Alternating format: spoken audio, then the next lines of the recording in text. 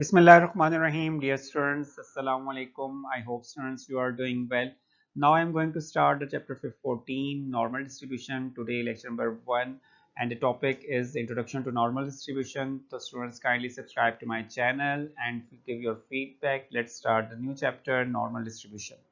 In the contents of this lecture, at the first point, I will discuss the introduction about the normal distribution.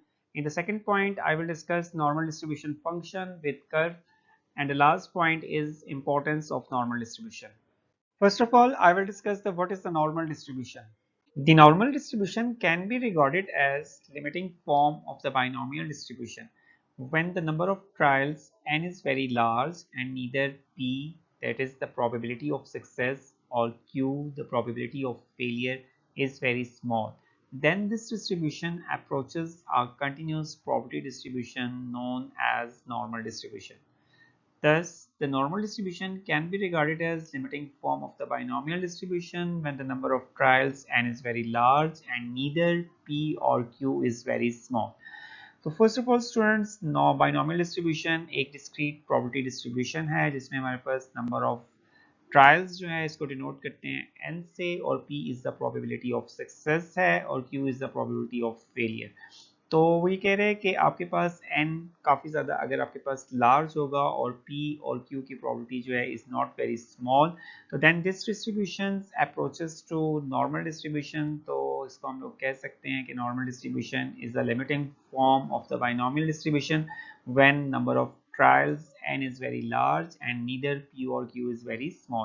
यानी p और q की value जो है वो आपके पास p probability of success है और उसको लाइज बिटवीन द 0 एंड 1, और नॉर्मली जो है वो अगर ये 0.5 के नियरेस्ट रहेगी, it is not very small, तो हम लोग जो है वो अपनी इस सिचुएशन को, इस डिस्ट्रीब्यूशन को जो है वो अप्रोच कर सकते हैं। नॉर्मल डिस्ट्रीब्यूशन को इस सिचुएशन में जो है वो बाइनोमियल डिस्ट्रीब्यूशन को अप्रोच किया जा सकता है नॉर्मल में, क्योंकि बाइनोमियल डिस्ट्रीब्यूशन जो है वो it is not possible to calculate the probability of any variable x, any value of variable x.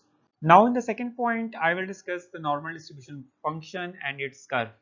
Equation of normal distribution is as y equal to f of x equal to 1 over sigma under root 2 pi into e power minus half into x minus mu over sigma का whole square, that is the function of the normal curve। और normal curve को मैंने right side पे students यहाँ पे show किया है, इसकी एक बेल शेप डिस्ट्रीब्यूशन है, this is the normal curve. और ये आपके पास x वेरिएबल, कोई भी वेरिएबल जो है वो आपके पास गिवन हो सकता है, किसी भी कैरेक्टरिस्टिक्स का डेटा जो है वो गिवन है, this follows the normal pattern. और ये आपके पास एक बेल शेप डिस्ट्रीब्यूशन है which is also called normal distribution y is a function of x, जो कि मैंने आपके पास यहाँ पे डिस्कस किया है लेफ्ट साइड पे इसका फंक्शन। और स्टूडेंट्स इसकी लिमिट जो है वो आपके पास minus infinity to plus infinity है, और मीन वैल्यू जो है इसकी फॉल कर रही है बिल्कुल मिडल में। और यहाँ पे आपके पास पाई वैल्यू जो है 3.14159 and the value of E is 2.71828। mu and sigma are the parameters of the normal distribution। mu is denoted by mean of the normal distribution and sigma is the denoted by standard aviation. और ये आपके पास जो है वो normal distribution का standard aviation जो है इसको हम डिनोट करेंगे सिग्मा से। और यहाँ पे small x is the value of the variable capital x। The notations is as x is follow normal distribution with mean mu and variance sigma square. तो आप लोग इसको जो है वो यहाँ इस तरह से भी राइट किया जा सकता है, जब भी आपके पास जो है वो इस फॉर्म में जो है अगर आपके पास राइट किया गया हो तो इट मीन्स दैट कि ये आपके पास x वेरिएबल जो है फॉलो कर रहे हैं नॉर्मल डिस्ट्रीब्यूशन को with their parameters mu and sigma square. और देन आपके पास x has a normal distribution with mean mu and variance sigma square.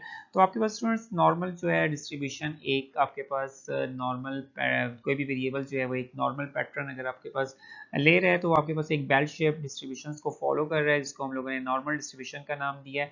और इसमें आपके पास जो है वो मीन वैल्यू जो है बिल्कुल मिडल में फॉल कर रही है, तो ये आपके पास एक सिमेट्रिकल डिस्ट्रीब्यूशन है जिसको हम लोगों ने नॉर्मल डिस्ट्रीब्यूशन कहा है। और इसका फंक्शन स्टूडेंट्स आपने जो है वो इसको राइट करना है, याद करना है, लर्न करना है, 1 over sigma under root 2 pi e की power minus half into x minus mu over sigma का square.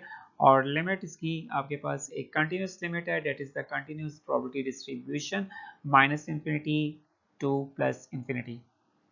Now in the third point, I will discuss some importance of a normal distribution. In the importance of normal distribution, the normal distribution provides a reasonable approximation in a great many situations. In fact, a number of natural phenomena such as heights and weights of individuals, errors in measuring the length of a metal rod with high accuracy, IQ scores, scores on aptitude tests, etc. follow the normal distribution.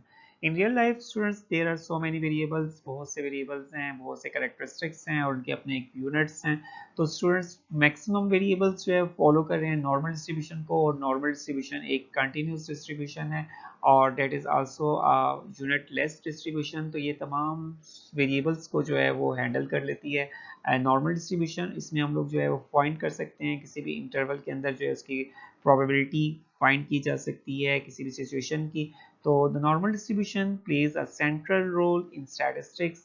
The inference procedure based on normal distribution have wide applications and from the backbone of current methods of statistical analysis.